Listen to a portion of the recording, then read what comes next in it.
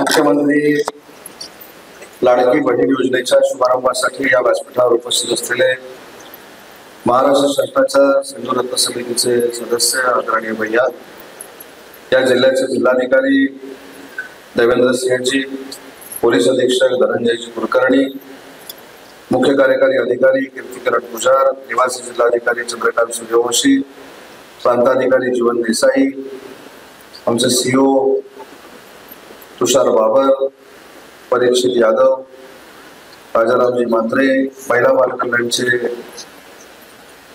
सर्व आमचे अधिकारी, शिवसेनेचे जिल्हा प्रमुख राहुलजी पंडित, तालुका प्रमुख बाबूसाहेब बाब, उपजिल्हा प्रमुख राजनजी शेटे, शहर प्रमुख बिपिनजी बंदरकर, विशेषतः जरी व्यासपीठावर बसलेल्या नसल्या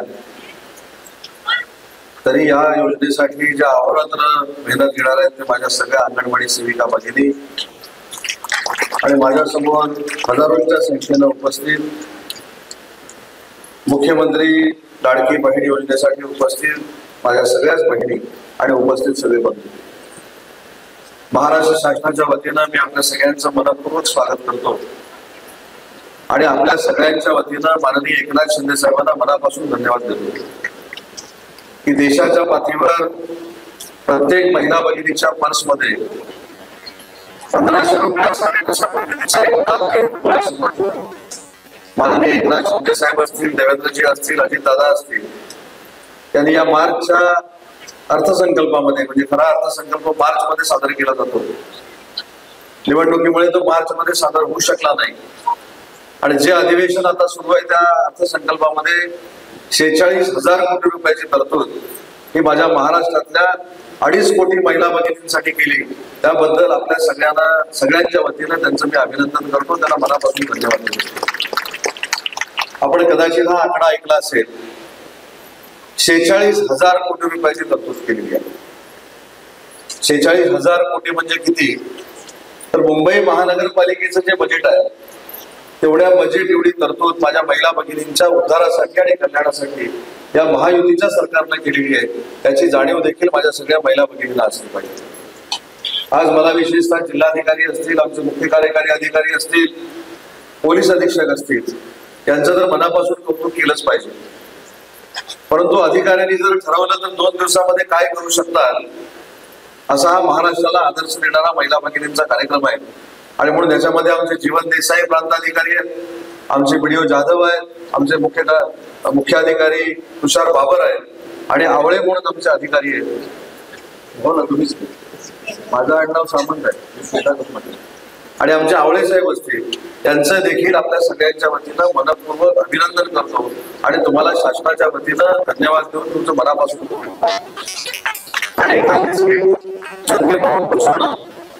ही अधिकाऱ्यांच्या शिवाय 1-3 दिवसापूर्वी मी बैठक घेतली. बैठकीमध्ये जिल्हाधिकाऱ्यांनी मला सांगितलं की जिल्हास्तरीय बैठक होणं आवश्यक आहे, तालुकास्तरीय बैठक करणं आवश्यक आहे.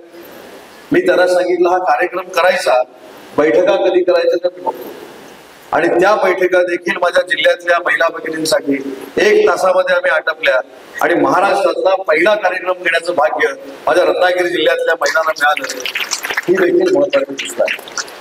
जय मुख्यमंत्री लाडकी बहीण योजना ही जाहीर झाली. आपल्या सगळ्यांना माहिती असलं पाहिजे की 46,000 कोटीचा जरी मी उल्लेख केला असला तरी ज्यावेळी ही योजना जाहीर झाली त्यावेळी अनेकांनी याच्यावर शंका निर्माण केली. ही राजकारणासाठी आहे, ही मतदानासाठी आहे, ही निवडणूक डोळ्यासमोर ठेवून केलेली आहे. मी महाराष्ट्र राज्याचा उद्योग मंत्री म्हणून आणि जिल्ह्याचा पालकमंत्री म्हणून प्रामाणिकपणाने आपल्याला सांगतो, ही योजना आता निवडणुकीपुरती मर्यादित नाही, ही वर्षानुवर्ष माझ्या महिला भगिनींसाठी योजना सुरू राहील आणि दरवर्षी 46,000 कोटी काय जेवढे पैसे लागतील तेवढ्या महाराष्ट्रातल्या महिला भगिनींसाठी सरकार म्हणून आम्ही देण्याची भूमिका घेतलेली आहे. परंतु याचे निकष मध्ये अडचणीचे झालेले होते, त्याच्यावर देखील 24 तासामध्ये मुख्यमंत्र्यांनी, उपमुख्यमंत्र्यांनी आणि आमच्या कॅबिनेटनं निर्णय घेतला की महिला भगिनींना कुठची अडचण निर्माण होता कामा नये, दाखल्याची अडचण निर्माण होता कामा नये.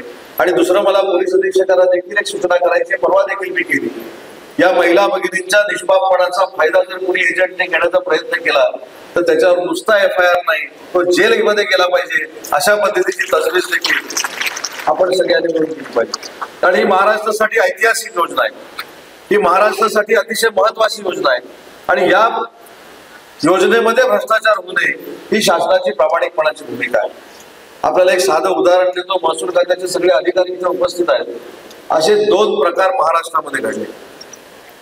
कुलकर्णी साहेब, आपल्याला देखील माहिती आहे, आम्ही सस्पेन्शनची वाट बघितली नाही, आम्ही चौकशीची वाट बघितली नाही.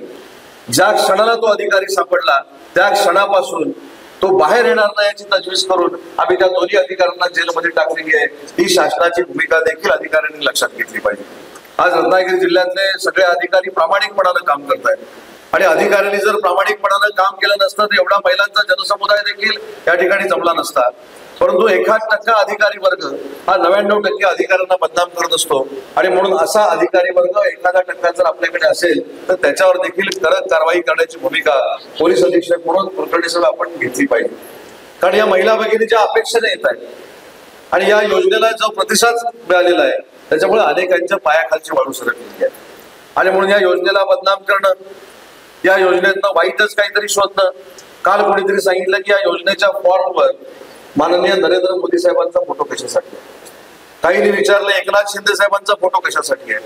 काही लोकांनी विचारलं देवेंद्रजींचा आणि अजितदादांचा फोटो कशासाठी आहे. ज्यानं केलं तो लोकांपर्यंत पोहोचावा म्हणून फोटो आहे, ज्यांनी केलंच नाही त्यांचा फोटो कशाला टाकला पाहिजे. आणि म्हणून जे टीका करतायत त्यांना आम्ही जाहीरपणानं सांगितलं की हे फॉर्म भरल्यानंतर ज्यावेळी माझ्या महिला भगिनींच्या अकाउंटमध्ये पैसे वर्ग होतील त्यावेळी तुमची थोबाडं बंद होतील, अशा पद्धतीची भूमिका सरकार म्हणून आम्ही घेतलेली आहे. आणि म्हणून मी नुसत्या रत्नागिरी जिल्ह्यातल्या महिलांना आश्वस्त करत नाही तर महाराष्ट्रातल्या तमाम महिला भगिनींना या व्यासपीठावर सांगतो की तुम्हाला कुठेही जर अधिकाऱ्यांकडनं अडचण येत असेल, तलाठ्यांकडनं अडचण येत असेल, प्रशासनाकडनं अडचण येत असेल तर थेट संपर्क साधण्याची भूमिका सरकारकडे ही देखील सरकारने घेतलेली आहे. आणि म्हणून ही सुविधा जी आहे, ही योजना जी आहे ती काही करून आपल्या महिलांपर्यंत पोहोचली पाहिजे, ही भूमिका सरकारची आहे. आणि त्याच्यामध्ये आता मी कविता देखील ऐकली आणि ज्या पहिला भगिनी आहेत ज्यांना हा पहिला फॉर्म दिला जातोय, लाभ दिला जाणार आहे, त्यांचं भाषण देखील ऐकलं. मला त्यांच्या वतीनं सगळ्याच महिला भगिनींना एक विनंती करायची की जे सरकार आपल्यासाठी करतं, जे सरकार आपल्या पाठी ठामपणानं उभं राहतं, जे सरकार महिलांना सक्षम करण्यासाठी प्रयत्न करतं, या सरकारची काळजी घेणं देखील काळाची गरज बनलेली आहे. आज आपण ही योजना सुरू झाल्यानंतर अनेक टीका टिप्पण्या ऐकल्या असतील, अनेक लोकांनी सांगितलेलं आहे असेल की ही योजना कशी आहे, योग्य आहे की अयोग्य आहे. पण मला आवर्जून त्यांना सांगायचं आहे की जिल्हाधिकारी साहेब या योजनेचे फॉर्म वाटताना ते देखील स्वतःचा फोटो टाकून वाटतात, जे आमचे विरोधक आहेत.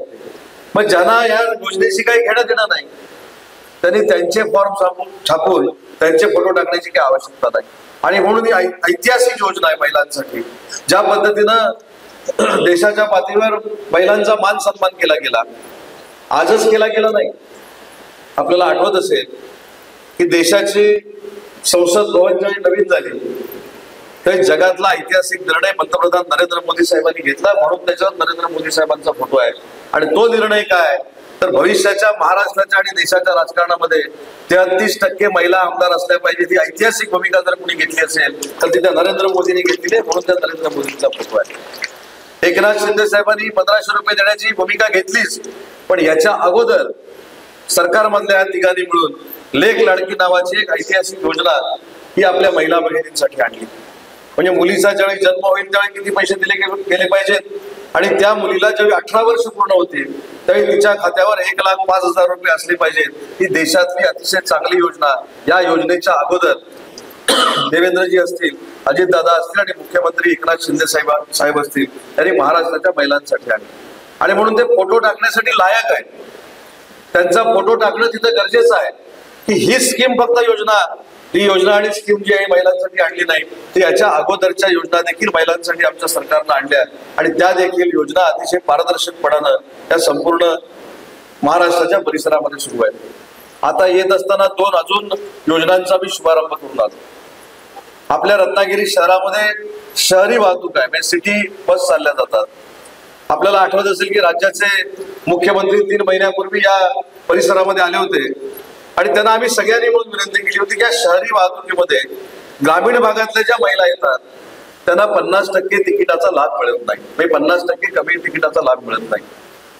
8 दिवसापूर्वी याचा देखील जी आर निघाला आणि याचा परिणाम काय झाला तर दर दिवशी 4000 प्रवाशांची संख्या या एसटी मध्ये वाढली. त्याच्यामध्ये महिला भगिनी आहेत, 65 वर्ष पूर्ण झालेले ज्येष्ठ नागरिक आहेत, 75 वर्षाचे ज्येष्ठ नागरिक आहेत, त्यांचे तिकीटच आम्ही शून्यावर आणलेलं आहे. आणि आमच्या एसटीचं उत्पन्न देखील दर दिवशी 1 लाखानं वाढलेलं आहे.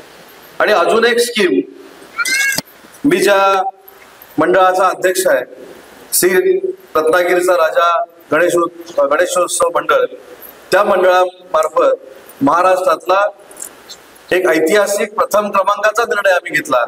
तो म्हणजे जिल्ह्यातल्या 80,800 ज्या मुली आहेत, ज्या 5वी ते 12वी पर्यंत शिक्षण घेतात, त्यांच्या फॉर्मसाठी पैसे लागतात, त्यांच्या आयडेंटिटी कार्डसाठी पैसे लागतात, हे सगळे पैसे माफ करून या 80,000 महिलांना मोफत पास देण्याची भूमिका, मोफत आयडेंटिटी कार्ड देण्याची भूमिका ही आमच्याकडनं घेतली गेली आणि त्याचं वाटप देखील आता मी सुरू केलेलं आहे. त्याच्यामुळे मुली असतील, महिला भगिनी असतील, यांना न्याय देण्याची भूमिका सरकार तर घेतच आहे, परंतु नियोजन मंडळामधनं देखील 3.5 कोटी रुपये खर्च करून आपल्या 2,943 CRP ना आपण स्मार्टफोन देण्याची भूमिका देखील घेतलेली आहे. हा महाराष्ट्रातला पहिला असा जिल्हा आहे की जिथे महिला CRP ना आपण मोबाईल उपलब्ध करून देणार आहे. मला असं वाटतं की हा पॅटर्न आता महाराष्ट्रामध्ये राबवला जाईल. हा पहिला कार्यक्रम आहे, महाराष्ट्रातल्या जिल्ह्यामधला हा पहिला कार्यक्रम आहे जो जाहीरपणानं सामूहिकरित्या आपण एकत्र येऊन या दाखल्यांचं वाटप करतोय. मी जिल्हाधिकाऱ्यांना आताच सांगितलं की 13 आणि 14 15 तारखेला लांजा, राजापूर, संगमेश्वर, चिपळूण पूर्ण जिल्ह्याच्या तालुक्याच्या ठिकाणी असे कार्यक्रम घेणं गरजेचं आहे, जेणेकरून महिलांमध्ये कॉन्फिडन्स आला पाहिजे की सरकार आपल्या मागे आहे, प्रशासन आपल्या मागे आहे, प्रशासन कुठचीही वाईट गोष्ट खपवून घेणार नाही. हा एक आत्मविश्वास महिलांमध्ये निर्माण करण्याचं काम जिल्हाधिकाऱ्यांच्या नेतृत्वाखाली संपूर्ण जिल्ह्यामध्ये आपल्याला करायचं आहे. मगाशी मला जिल्हाधिकारी सांगत होते की त्यांनी मला आणि भैयाला सांगितलं की भाषणामध्ये तुम्ही एक वाक्य वापरा, ते तुमचं वाक्य मी याला सगळ्यांना सांगतो. ते मला असं म्हणाले की आम्ही कायमस्वरूपी सांगतो की यशस्वी पुरुषाच्या मागं महिलेचा पाठिंबा असतो, महिला असते. तसं ते आता म्हणाले की यशस्वी महिलांच्या मागं आमच्या सरकारचा पाठिंबा आहे असं तुम्ही सांगा, आणि सरकार तुमच्यासाठी सगळ्या योजना ज्या राबवत आहे ते तुमच्यापर्यंत पोहोचवण्याची जबाबदारी देखील सरकार आणि पालकमंत्री म्हणून माझी आहे. फक्त मला अजून एक विनंती करायची आहे की काही या योजनेमध्ये गैरसमज आहेत, ते गैरसमज दूर झाले पाहिजे. गैरसमज काय की एका विशिष्ट लोकांसाठी ही योजना तयार केलेली आहे. मला असं वाटतं की या महाराष्ट्रामध्ये जेवढे जाती धर्म आहेत या प्रत्येक जाती धर्माच्या महिला भगिनीसाठी ही योजना आपण लागू केलेली आहे. त्याच्यामुळे अशा पद्धतीचं गैरसमज कोण जर पसरवत असतील तर त्यांना देखील चांगल्या पद्धतीचं उत्तर महिला भगिनींनी दिलं पाहिजे. काल मी एक बातमी वाचली की अमुक गोष्टी केल्या तर महिलांना फायदा होईल, अजून कागदपत्र बदलले तर महिलांना फायदा होईल. सगळ्या गोष्टीचा विचार करून सरकारनं ही योजना आणलेली आहे आणि याच्यामध्ये कुठेही महिलांना त्रास होणार नाही ही प्रमुख भूमिका घेऊन सरकार या ठिकाणी काम करत आहे. आणि म्हणून ज्या काही शंका असतील त्या शंका दूर करण्यासाठी आपण तक्रार निवारण कक्ष देखील निर्माण करणं गरजेचं आहे. प्रत्येक तालुक्यामध्ये तहसीलदाराच्या ठिकाणी जी महिला भगिनी तक्रार घेऊन येईल ती त्याच्यामध्ये समाविष्ट होणार आहे की नाही होणार आहे हे पहिल्याच वेळी जर आपण सांगितलं आणि समाविष्ट होणाऱ्या प्रत्येक महिलेला आपण जर जिल्ह्याच्या वतीने न्याय देऊ शकलो तर खरोखरच एक चांगलं मॉडेल महाराष्ट्राच्या स्तरावर रत्नागिरी जिल्हा देऊ शकतो. एवढी ताकद प्रशासनाच्या सगळ्या अधिकाऱ्यांमध्ये आहे, फक्त आपण ते पुढे जाऊन काम करण्याची गरज आहे. आज पोलीस अधीक्षक देखील इथे आहेत. मला सांगताना आनंद आहे की परवाच्या आमच्या बैठकीमध्ये त्यांनी मला स्ट्रिक्टली सांगितलं की ज्या ज्या ठिकाणी या महिलांच्या योजनेसाठी गर्दी होते महिलांची तिथं अनुचित प्रकार घडू नये यासाठी ड्रेस वर्षा देखील महिला पोलीस आम्ही ठेवू आणि सिव्हिल ड्रेस मधल्या महिला पोलीस देखील आम्ही ठेवू, जेणेकरून माझ्या महिलांना त्रास होणार नाही. कारण शेवटी अशा योजनांमध्ये ज्या महिलांची गर्दी होते त्यावेळी काय प्रसंग घडू नये ही दक्षता देखील जिल्हाधिकाऱ्यांनी घेतलेली आहे. आणि दुसरी मला आपल्याला एक विनंती करायची आहे की दुसऱ्या कुठच्याही माणसाकडे जाऊन हा फॉर्म भरून घ्यायची आवश्यकता नाही. प्रशासन सतर्क आहे, प्रशासन त्याच्यासाठी तयार आहे. त्याच्यामुळे दुसऱ्या कोणाला तरी 100-200 रुपये देऊन माझा फॉर्म भरून आण म्हणजे मी त्याच्यामध्ये 1500 रुपये मिळू शकते हे दुसऱ्या माणसाला सांगण्याची आवश्यकता नाही. त्याच्यामुळे आपण आपला फॉर्म भरू शकता, ऑनलाईन देखील भरू शकता, ऑफलाईन देखील भरू शकता. कुठच्याही सर्टिफिकेटसाठी तुम्हाला नाचावं लागणार नाही, यायला लागणार नाही, जायला लागणार नाही. अशा पद्धतीची भूमिका देखील प्रशासनाने घेतलेली आहे. त्याच्यामुळे तुमच्या ज्या काही शंका असतील त्या दूर करण्याची जबाबदारी ही प्रशासनाची आहे. आणि म्हणून पुन्हा एकदा आपण मोठ्या संख्येने या ठिकाणी जमला त्याबद्दल पालकमंत्री या नात्यानं आपल्या सगळ्यांचं मी मनापासून स्वागत करतो आणि खात्री देतो की पात्र महिला भगिनींच्या खात्यामध्ये कुठच्याही परिस्थितीमध्ये 1500 रुपये दिले जातील. कारण 15 तारखेची अट ही आम्ही आता शिथिल केलेली आहे. 15 जुलैपर्यंत याचा फायदा मिळेल असं आम्ही सांगितलेलं होतं, पण ती आता 31 ऑगस्ट पर्यंत केलेली आहे. आणि 31 ऑगस्टला जरी तुम्ही फॉर्म भरला तरी ज्या दिवशी ही योजना सुरू झाली त्या दिवसापासूनचे महिन्याचे सगळे 1500 रुपये एकदम तुमच्या खात्यामध्ये जमा करण्याचा निर्णय हा माननीय एकनाथ शिंदे साहेबांनी घेतलेला आहे. त्याच्यामुळे गर्दी न करता फॉर्म भरले तरी चालू शकतात. ही योजना तुमच्यासाठी आहे, ही योजना पळून जाणार नाही.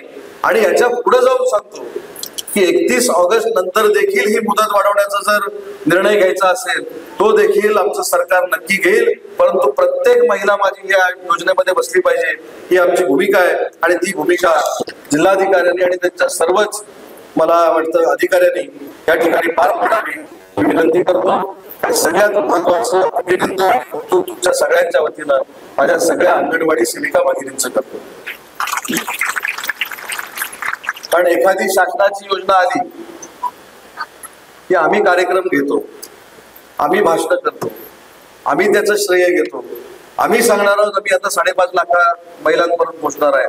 पण त्यांच्यापर्यंत पोहोचण्याचं खरं काम जर कोण करणार असेल तर ती माझी अंगणवाडी सेविका आणि त्यांचे सर्व सहकारी करणार आहेत. आणि म्हणून तुमच्या सगळ्यांच्या वतीनं मी त्यांचं कौतुक करतो आणि हा देखील त्यांना विश्वास देतो. मानधन किती वाढेल नाही वाढेल मला माहित नाही, परंतु आज तुम्ही तुमच्या भगिनीसाठी पुण्याचं काम करताय. अनेक कामं तुम्ही करता, त्याच्यातलं हे एक काम आहे, पण हे तुमच्या आयुष्यभरासाठी पुण्याचं काम आहे. आणि त्या महिला भगिनीला कायमस्वरूपी 1500 रुपयाची तजवीज तुम्ही करून देणार आहात. तुम्ही जर सर्वे केलात, तुम्ही जर तो फॉर्म भरलात तरच आम्ही त्यांच्यापर्यंत पोहोचू शकणार आहे. आणि म्हणून अंगणवाडी सेविकांना देखील मी मनापासून अभिनंदन करत असताना भविष्यात त्यांच्या ज्या मागण्या आहेत त्यांच्याकडे देखील सरकार दुर्लक्ष करणार नाही हा शब्द त्यांचा भाऊ म्हणून मी सगळ्या अंगणवाडी सेविकांना देतो. आणि जशी लाडकी बहीण योजना काढली तशी आम्हाला काही लोकांनी सल्ला दिला होता की लाडका भाऊ देखील योजना काढा, पण ती पण योजना काढली. कुलकर्णी साहेब ती पण योजना काढली, कदाचित त्यांना कळली नसेल. 6,000, 8,000 आणि 10,000ची योजना आहे ती आमच्या भावांसाठी आहे. आता त्या भावांनी रजाक शेट आपल्या वयाचा पुढे गेलाय, आपण नाही. जे 18 वर्षाचे, 21 वर्षाचे, 25 वर्षाचे जे खरे तरुण आहेत ते भारत देशाचं नेतृत्व करणार आहेत अशा आमच्या भावांसाठी देखील योजना आम्ही काढलेली आहे. त्याच्यामुळे बहिणींसाठी योजना काढल्यानंतर कोणाच्या पोटात दुखतंय हे मात्र तुम्ही निश्चित लक्षात ठेवावं ही विनंती मला करायची. म्हणजे बहिणींसाठी योजना घेतली, भावांसाठी काढा, भावांसाठी काढली, शेतकऱ्यांसाठी काढा. पण त्यांना आदल्या दिवशी माहिती नव्हतं की भावांसाठी देखील योजना होणार आहे, शेतकऱ्यांसाठी देखील योजना होणार आहे, आमच्या बहिणींसाठी देखील योजना होणार आहे. आणि गॅस सिलेंडर देऊन तुम्हाला देखील आम्ही गॅसवर ठेवणार आहोत हे त्यांना आदल्या दिवशी माहिती नव्हतं. त्याच्यामुळे आदल्या दिवशी ज्याने काय बोलायचं ते बोलून गेले आणि आता ते आवाहन करतायत की या योजनेचा चांगला फायदा घ्या. ज्यांनी या योजनेवर टीका केली, ज्यांनी ही योजना महाराष्ट्रामध्ये येऊ नये म्हणून प्रयत्न केले, कालही करत होते. मला हे राजकीय व्यासपीठ नाही, त्याच्यावर बोलायचं नाही, म्हणून काही लोकप्रतिनिधी त्याच्यावर भूमिका मांडली म्हणून सांगतो. कालही काही लोकांनी ह्या लाडकी बहीण या योजनेवर टीका केली. मला असं वाटतं की ज्याच्या ज्याच्या खात्यामध्ये, ज्या ज्या भगिनीच्या खात्यामध्ये पैसे पुढच्या महिन्यामध्ये जमा होतील त्यांनी त्यांना पत्र लिहा की तुम्ही जो आमच्या मनामध्ये गैरसमज करण्याचा प्रयत्न केला तो गैरसमज आमच्या खात्यामध्ये 1500 रुपये आल्यामुळं दूर झालेला आहे. आता आम्ही तुमच्या सोबत राहू, हा गैरसमज आता तुम्ही देखील दूर करावा असं माझ्या सगळ्या महिला भगिनींनी त्यांना एक पत्र लिहा. कारण एखादी योजना गरिबांसाठी जाहीर केल्यानंतर काही लोकांच्या पोटात का दुखतं हा फार मोठा प्रश्न आहे. मी जर विरोधकांमध्ये असतो, मी जर विरोधी पक्षामध्ये काम करत असतो तर जाहीरपणानं एकनाथ शिंदेचं आणि देवेंद्रजींचं आणि अजितदादांचं जाहीरपणानं अभिनंदन केलं असतं आणि सांगितलं असतं की माझ्या मतदारसंघामध्ये देखील जा आणि 100% माझ्या महिलांना लाभ द्या. ही भूमिका मी विरोधक म्हणून घेतली असती. परंतु राजकारणासाठी, राजकारण करण्यासाठी ही योजनाच चांगली नाही, ही योजना बदनाम करण्याचं काम जे करतायत त्यांना देखील आपण चांगल्या पद्धतीनं महिला भगिनींनी उत्तर दिलं पाहिजे, एवढीच विनंती या कार्यक्रमाच्या निमित्तानं मी आपल्याला करतो. आज मोठ्या संख्येनं आपण या ठिकाणी जमलेला आहात, त्याबद्दल तुमचं सगळ्यांचं अभिनंदन आणि कौतुक करतो. भविष्यामध्ये शासकीय प्रत्येक योजना ही माझ्या महिला भगिनींपर्यंत पोहोचवली जाईल हा आपल्याला शब्द देतो आणि थांबतो. जय हिंद, जय महाराष्ट्र.